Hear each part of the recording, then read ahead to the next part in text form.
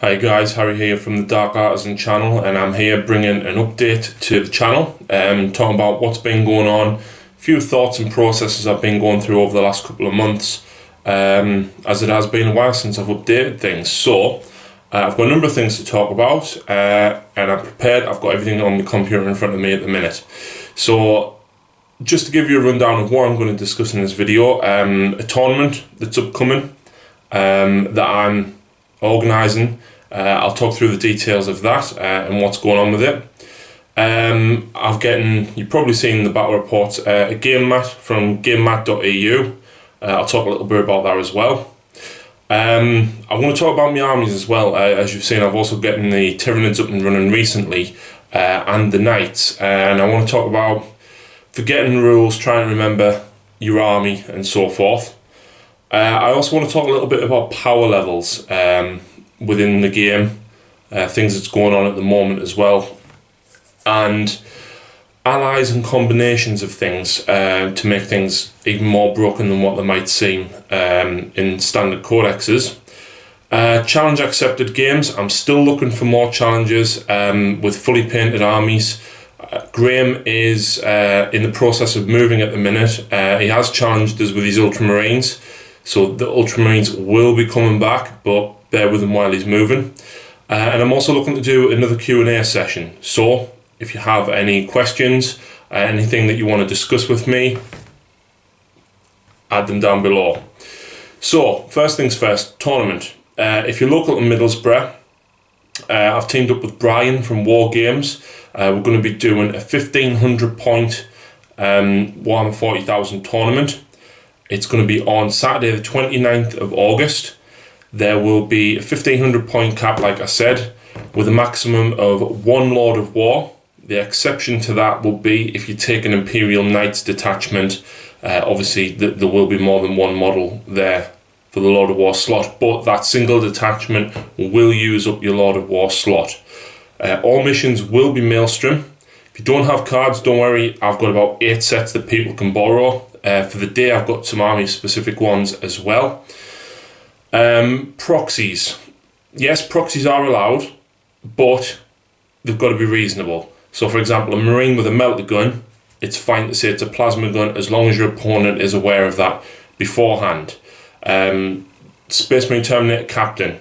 So you've got a Terminator, you've equipped him with, I don't know, the Burning Blade and the Storm Shield, but he's got a Stormbolt and Power Sword. That's fine. It's a Terminator, so you can quite clearly see what it is. Things like war gear and weapons are fine to be proxied. Taking a Wraith Guard and saying that's my Terminator Captain, no, not happening.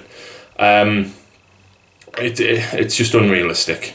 So proxies to that extent, yes, they will be allowed. There's no restrictions on models being painted or anything, but armies must be bound.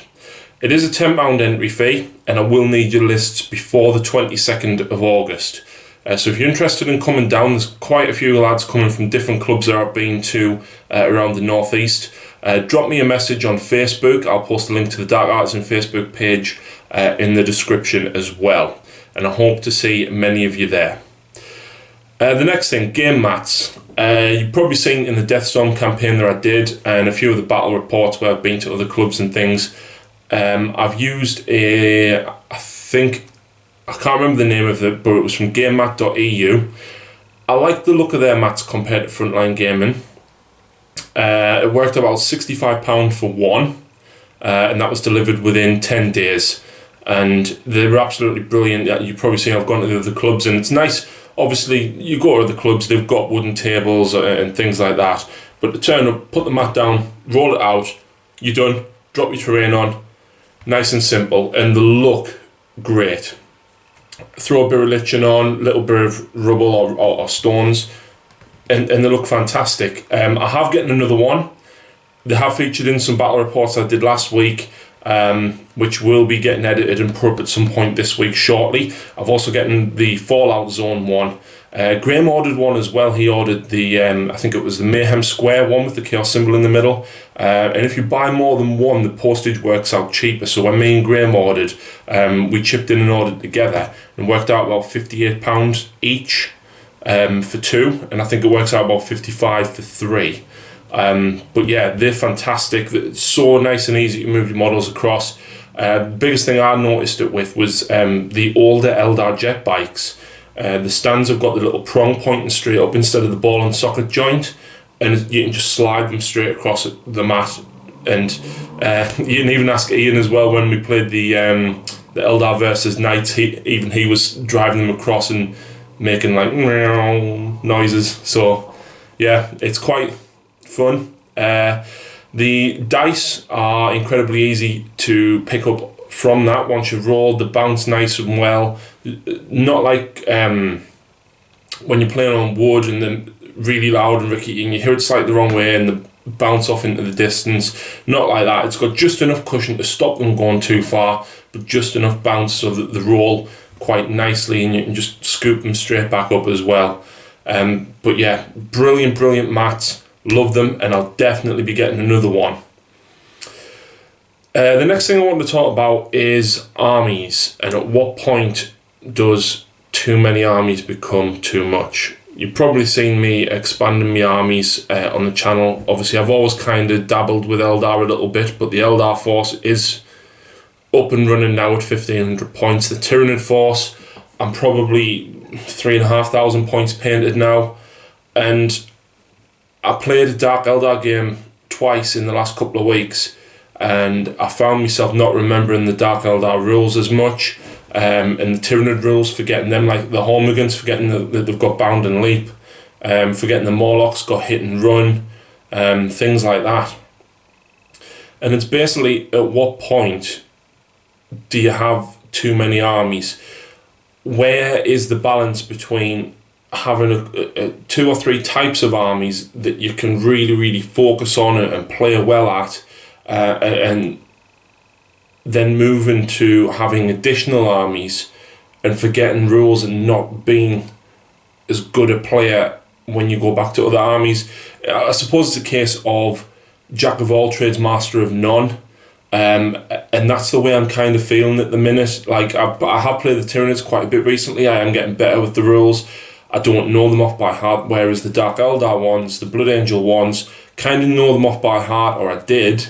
And I find myself not being able to play them as well, or play them in a way that I want, and making mistakes, leaving Reavers out in the open, for example, and forgetting to flat out them, things like that. It's frustrating because I would consider myself a decent Dark Eldar player, and then to make mistakes like that, it's a bit frustrating knowing that you can do better, but simply forgetting because there's so much else to take in with all the other armies. Don't get me wrong, I love the Tyranids, love playing them, but then obviously when I started with the Knights as well, I've then obviously forgetting rules with the Knights. I know enough about Eldar through playing against them enough, and obviously the few allies that I did take with me Dark Eldar and that you've seen in the Force, I know enough of those to get by with them models. But like if someone was to ask me the rules for like Striking Scorpions, Swooping Hawks, Banshees, anything else like that, or what upgrades Wave Serpents can take, I wouldn't have a clue. And I don't know whether or not it is too much for me to take in, whether I should concentrate on just 2 or 3 armies as I did when I started the channel, or do I stick with what I've got and just keep plodding on and learning more of them. It also comes around that like how often I can play the armies. I mean, don't get me wrong, I know I game a lot. I mean, some weeks I've had 4 battle reports up each week, but cycling 7 armies is getting quite difficult to be able to keep up with it. It might be 2 or 3 weeks between when I play the same army twice. I might play one army 3 times within 2 weeks. But I feel that when I started the channel, I was primarily focused on Blood Angels and Dark Eldar, and then the AdMech came along and I loved it. The Dark Eldar obviously then expanded into Eldar and Harlequins, and then the AdMech expanded into Knights, and then I got an opportunity to get the Tyranids. So yeah, it's frustrating, but at the same time, I want to put out a lot of varied content for the channel, and it's at what point do I say, right, that's enough, don't go any further with the other armies. I mean, yes, I've got the Harlequins. I haven't even started painting them other than the Death Jester, Shadow Seer, and Solitaire that you've seen me ally in with me Dark Eldar. And I just think, I know there's not a lot of models, but then that's more rules I'm going to have to take in when I don't particularly know the Eldar, Knight, or Tyranid rules that well yet either. So that's kind of a bit of a sticking point for me at the moment. Where do I go, basically? I don't think I want to expand into any other armies at the minute. I want to paint other armies, don't get me wrong, but I don't want to sacrifice my ability to play an army for the sake of taking another one. So yeah, what are your thoughts on that? At what point is too many armies too many? A person I find maybe is a bit like that is Striking Scorpion. He does have a lot of armies, and Luke, don't get me wrong, your battle reports are brilliant, but I don't think he is a great player with any particular army other than his Eldar. The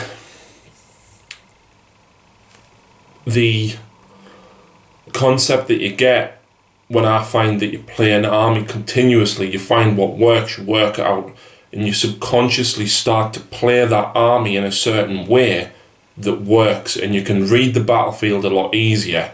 Well, when you're playing 3, 4, 5, 6 armies, it becomes more difficult to anticipate your opponent, to know what works, when to hold back, when to attack, and things. So yeah, let me know what your thoughts are on that. The next subject was allies and combinations. If you've seen my Tactica video for me Dark Eldar, Covens, Harlequin, you'll kind of see what I mean about that. For example, Eldar suffer from lack of assault vehicles. Dark Eldar have got assault vehicles, but they're paint and mache and open topped. And as I said before, Deep Strike and a Raider in with ballistic skill 5 fire dragons, placing them on the board anywhere you want, blow something up, you've got a 3-up jink and you're still firing out at full ballistic skill. Like things like that are quite, I don't want to say broke, but you can't get that just by taking Eldar or Dark Eldar. You just can't. Another combination I found as well is if you take there's a Knight detachment that you get 3 Knights in, and they have objective secured, and the Warlord one is a character. Well, Blood Angel's primary site of power is Quickening, which is D3 extra initiative and attacks. If you take Librarian in a drop pod with a 5-man tactical squad, there's your ally detachment for your Knights. Drop them, middle of the battlefield after your Knights moved up 12.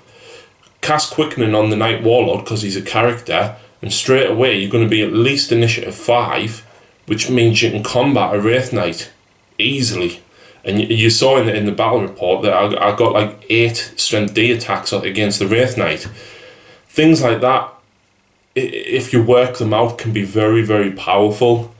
I can't think of any other combinations. I mean, obviously the leadership tricks that are explained previously, like Psychic Shriek from a Farseer, when you've got Mask of Secrets nearby, when you've got a Hemlock, Armour of Misery on the Archon or a Succubus, and then Coven's formation for a further -1. Add that with Terrify, the psychic power from, I want to say Telepathy. I'm not a big psyker, so I don't know the name exactly. But then some of the Eldar powers as well are quite, I think if in right combinations it can be quite nasty. I think Divination and Telepathy, one of them, the Primaris, is Guide, I think, or Prescience, which is reroll to hit. Take that, for example, roll 1 power on that with your Farseer, roll another one on the other one that gives you Psychic Shriek, And I found a lot of the time that when I was using Psychic Shriek with the Farseer, you can guarantee I would roll a 1 to hit, with it being a Witchfire. I always play that you roll to hit. And you can guarantee I will always going to roll a 1. And I just think with that reroll with the other Psychic power as well, and then if you've got the Spirit Stone of Anathalan, you know what I mean? You can get them off quite easily with a Farseer. And little combinations like that can really, really work well. I do it with the Tyranids as well in a not quite the same way. I run them with Gargoyles up front, with Hormagaunts behind, with the Venom Thrope straight behind them. So the Hormagaunts are getting a 3-up cover due to intervening models plus Shrouded. And I try and keep the Flying Hive Tyrant around the same place as well, so that if he needs to jink, he's got a 2-up jink. But the Gargoyles have always got a 5-up cover save. The Hormagaunts have got a 3-up, and the Venom Throw-up is there, obviously getting the 3-up as well, with the Gaunts protecting them. Little things like that, if you plan them well, can work really, really well. So, what other combinations have you found? Maybe it's with the armies that I'm playing with, maybe it's not. If you found any really great combos, like the ones I've just explained, especially if they are for the armies that I've got, great, post them down below. Really want to hear what you've got to say about those. The next subject, moving on, is challenge accepted games. I am looking for more challenges. Please come forward. If you're a follower of the channel, if you live within maybe an hour's drive or so, I'm more than willing to meet up and have a challenge accepted game. I've played against some beautifully painted armies recently. Ian's Grey Knights in particular. Ian, I want a rematch. Maybe this time not with the Cheese Eldar though, so yes, that will be coming. There will be a rematch against Ian's Grey Knights, I hope, very soon. But yes, I am looking for more challenge accepted games. I played the Tyranids against Liam's Eldar last week as well. Great game, Liam. The amount of 5-up inruns you passed was, you must have like psychic your dice because it was insane. But it was a brilliant, brilliant game. So thanks very much for that, Liam. But I want more. So, like I said, if you live nearby, within an hour's drive, or you want to challenge me, please hit me up, send me a message on Facebook or via YouTube. The last part of this video will be a Q&A session as such, or not as such. I don't have any questions, but I want people to ask me questions. So what I'll probably do in the next channel update video is any comments that you post in the description below, I'll go over them, I'll discuss things with people, and you know, voice my thoughts on what they are. But if you would like to, and I would like you to, post up a lot of questions. The last one that I did of these was a couple of months ago, but I got some really great questions, some really long thought out answers I had to think about as well. But yes, please post your questions. And let me know what you want to see on the channel. Do you want to see more of a particular army? Do you want to see me expand with allies? What type of games do you want to see? And I know people are going to say film dice rolls. I would, but it's so much harder to then edit and make sure you're filming everything properly. It's not easy. Excuse me. It's not easy to do it to the degree that like many wargaming do, and they've got people there to just edit videos. I work full time and try to do all of this as well, and it does take a long time to do it. But yeah, any other questions, please ask me. If you want tactics advice, ask away, please. Right, so that is all of the topics of discussion for tonight. Thank you very much for your support. I'm almost at 300 subscribers. I was aiming to get to 300 by the end of August, and it looks as though I'm going to be on target. But if you live in the northeast of England, you want to play a game, you want to come down to one of the local clubs I've been to, please hit me up, and I thank you all for your continuing support. Good night.